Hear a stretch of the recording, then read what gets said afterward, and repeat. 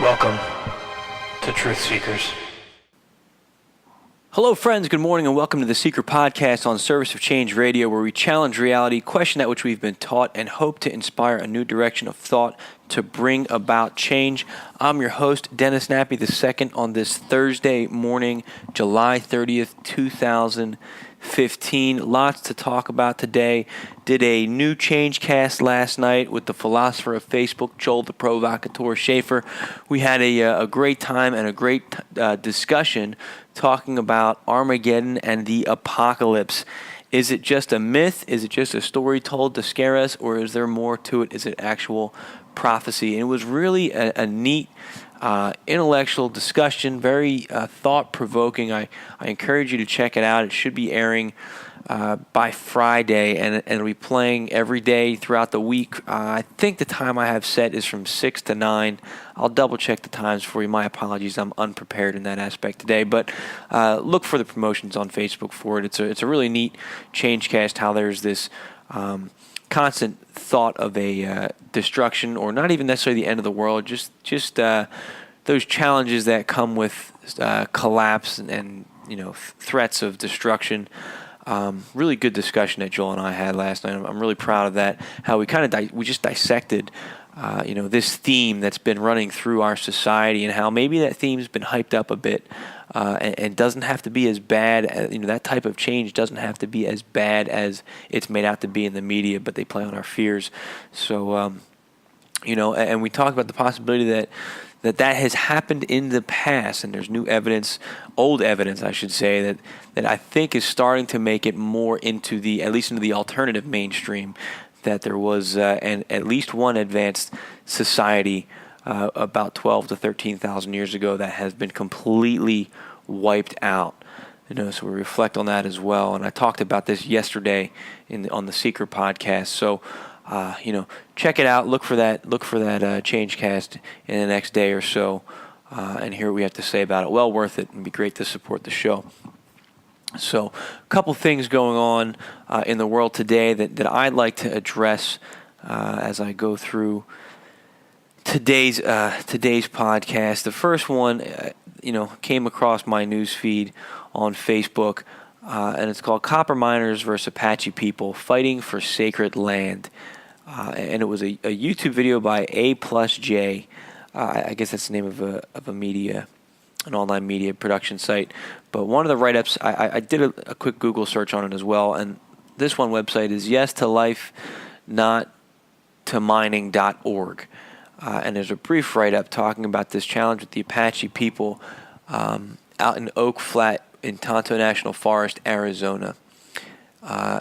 And basically what it says is the sacred site of Oak Flat in Tonto National Forest, Arizona has been a part of the San Carlos Apache's home for hundreds of years. The conglomerate Resolution Copper Mining is currently pushing through a bill that will remove the federal protection which has covered the land since 1955. Local Apache and other supporting indigenous communities are occupying the site in protest. Now this video has a young girl, probably about 12 years old, talking about this site, and she says this is a place where we feel like we have that straight pathway to the Creator. And she goes in and talks about why that site's important. And that particular line, it's like a 4-minute video, resonated with me personally.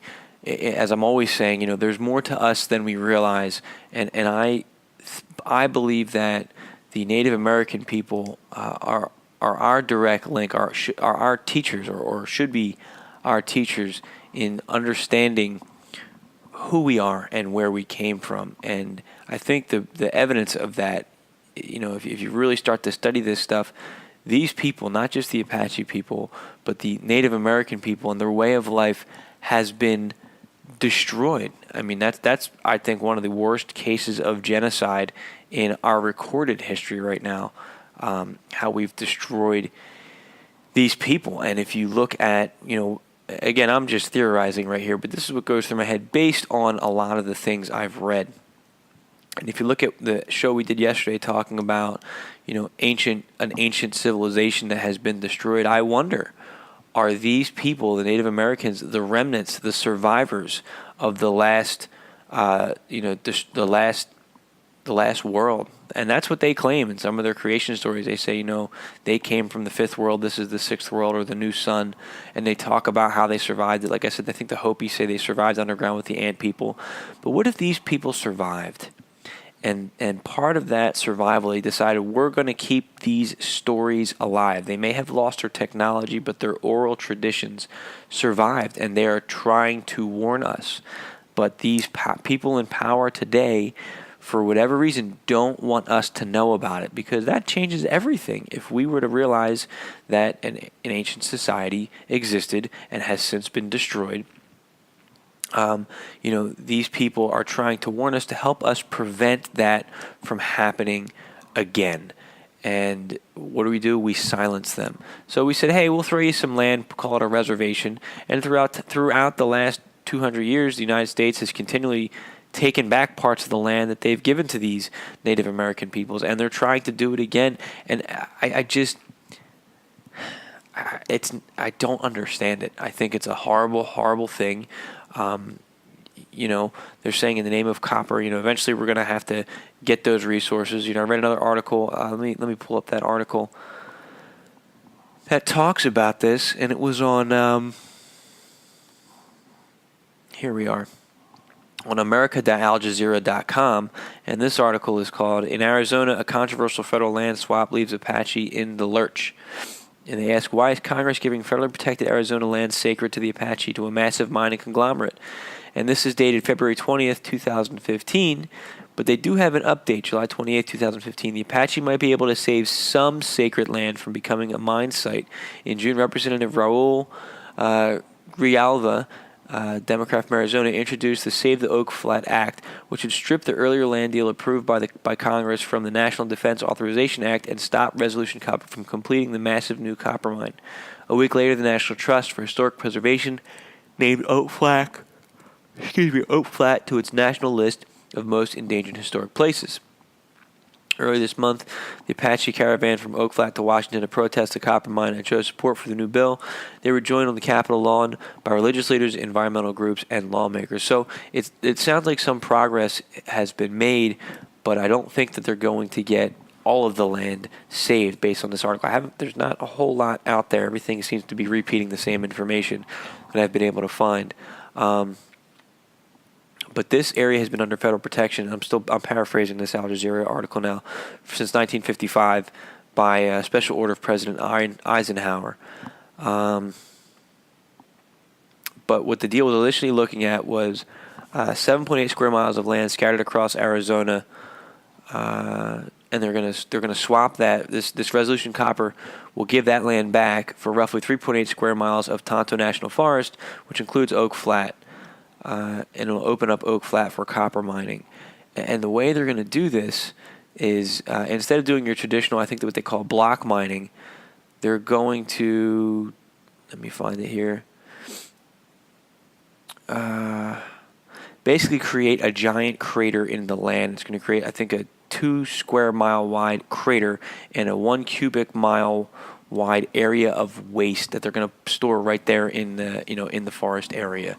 It's like this is going to decimate the land that is sacred to these people. And I think when I hear this stuff, I think about the movie Avatar, and I think those who saw it understand that that's a metaphor or maybe just a direct representation of what happened to the native peoples of America. one culture came in and completely pushed them out, all in the name of gold and resources. And look what they did. They destroyed the land, but the land, the nature and the land and the life force there, that is the most sacred aspect of anything. And, I think our society today, Western thought, has corrupted that and corrupted our own minds in saying that, no, stuff is more important. Material is more important.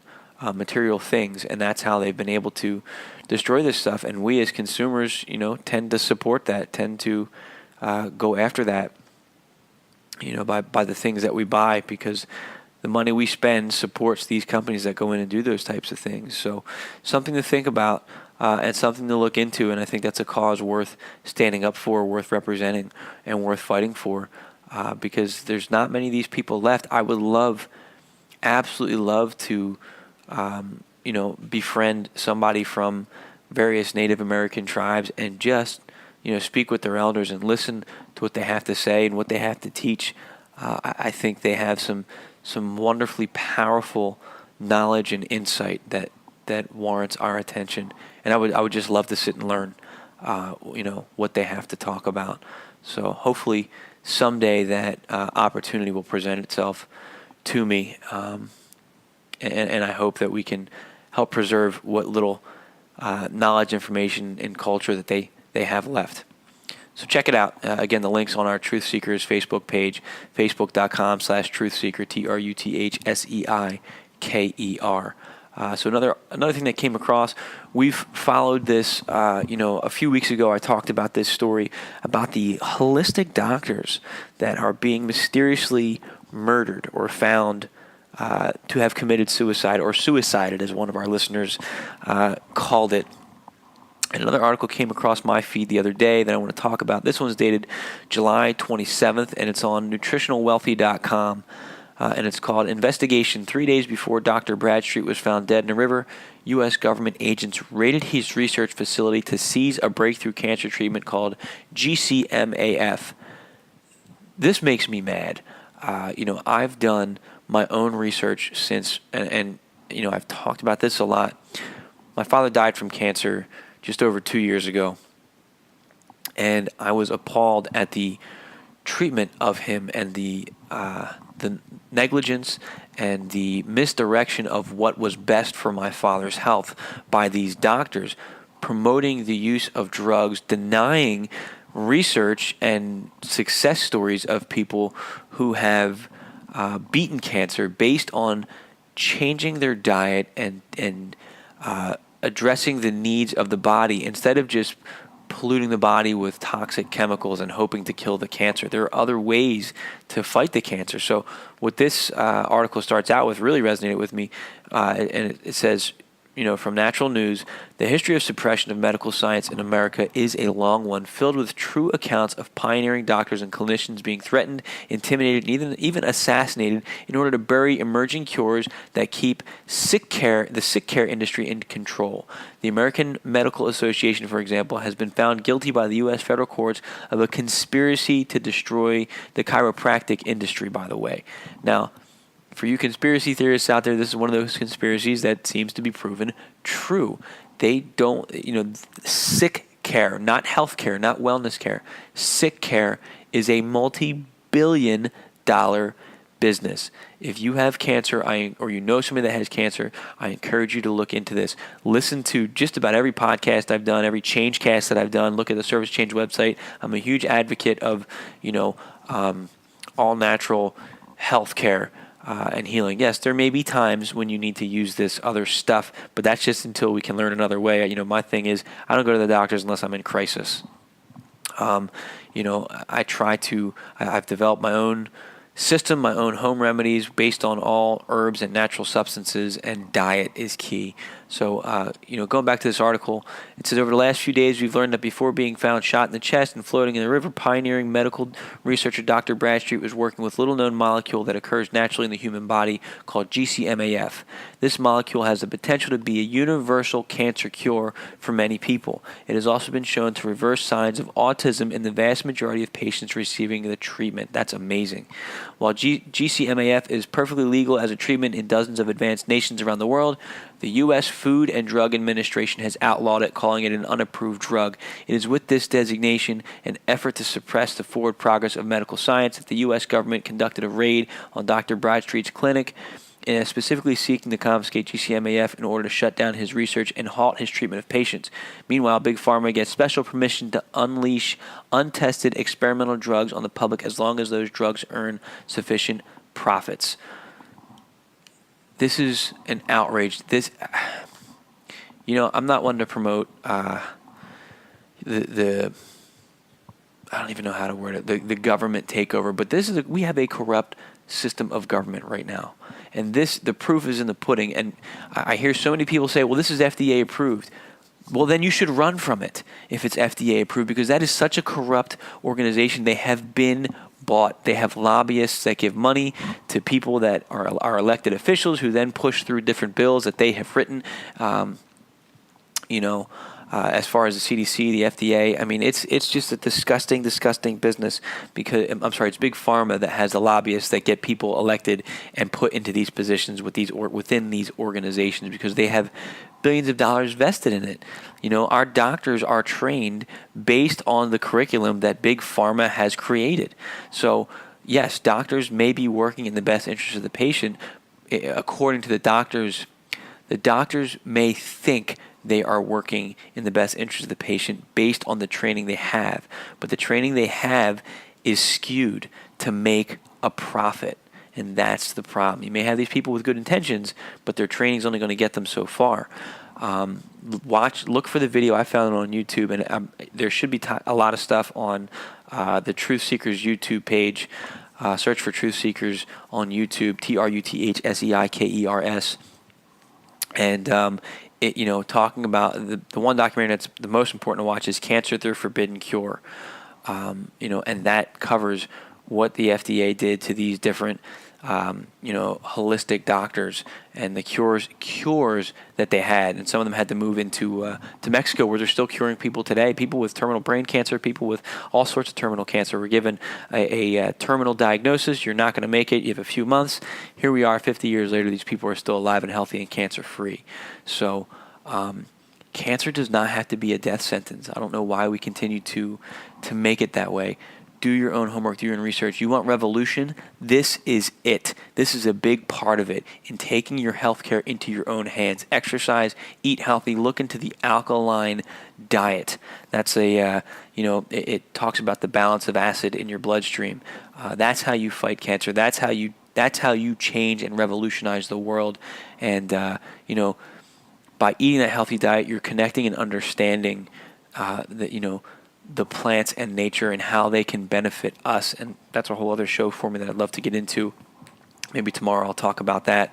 But look into it. Like I said, do your own research, because there's a real problem out there, and it's really affecting a lot of people's lives, and it's killing a lot of people, with this Big Pharma-driven sick care instead of the wellness care. So I could go on forever about this, but again, check out that Truth Seekers page and look for some of the videos that I've saved in the playlist I've saved under cancer, because I think it's highly important that we all understand that, because at some point or another we're all going to get sick. We may not all get cancer, but cancer is up, I think, something like 400% in the United States, and it's because of our Western diet. It's because of our government's inability to put out what's in the best interest of the American people, because of industries like Big Pharma who are pushing the drugs. So, we'll keep following this story about these doctors who are now turning up dead, who have holistic cures to cancer and holistic approaches on life, because that's the future right there. That's freedom right there, people. So check it out, look it up, and I'd love to hear your thoughts. If you have more information on it, please send it to me. Just throw it on the Truth Seekers Facebook page, or send me an email from serviceofchange.com. Again, and I encourage you, for my listeners out there, thank you very much for your support of the show. Check out serviceofchange.com/radio. Get the free mobile app. Just save it to your home screen of your phone, where you can listen on the go, and support us through our bookstore, serviceofchange.com. bookstore. That's all the time I have this morning. I hope you have a wonderful, wonderful day. I'm Dennis Nappy II on Service Change Radio. This has been the Seiker Podcast. Listen Monday through Friday, 9 a.m. to 3 p.m. to our newest episodes. And in the evening, 9 a.m. overnight till 9 p.m. 9 p.m. overnight till 9 a.m. Listen to our archive shows of the Seiker Podcast and all weekend long. Remember that small changes among the masses can have a massive impact around the world. I encourage you to be that change, keep an open mind, and never stop questioning. Thank you.